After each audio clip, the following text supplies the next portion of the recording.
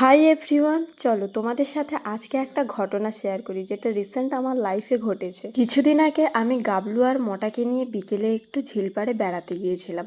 মানে যেমন ওদেরকে ঘুরতে নিয়ে যাই সেই রকম কিন্তু নিয়ে গিয়েছিলাম। যাওয়ার সময় রাস্তায় কিছু পাড়া প্রতিবেশীরা দাঁড়িয়েছিল, আর দাঁড়িয়েছিল একজন অবসরপ্রাপ্ত শিক্ষক। তারা নিজেদের মতো গল্প করছিল, কিন্তু আমি যাওয়ার পর তাদের গল্পের বিষয়বস্তু হয়ে ওঠে যে আমি কেন কুকুর পুষেছি, আমরা কুকুরদেরকে ঠিকমতো খেতে দেই তো।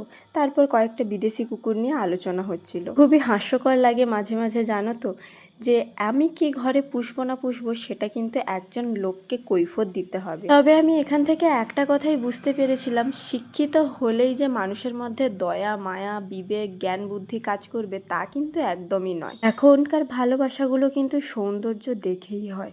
একটা বিদেশি কুকুর, সে দেখতে সুন্দর, তার ভালোবাসা পাওয়ার পুরো অধিকার আছে, খাবার পাওয়ার পুরো অধিকার আছে। ওরা তো নেড়ি কুকুর, ওদের ভালোবাসা খাবার পাওয়ার কোনো রকম অধিকার নেই। আমি কিন্তু পাড়া প্রতিবেশীর কোনো সাথে পাচেই থাকে না, কার ঘরে কি হয়েছে সেগুলো জানার চেষ্টাও করি না। কিছু কিছু মানুষ আছে যাদেরকে দেখেছি অন্যের লাইফ নিয়ে চর্চা করতে, অনেক মানুষ আছে আমাদেরই পাড়া, কিন্তু কেন করেন আপনারা?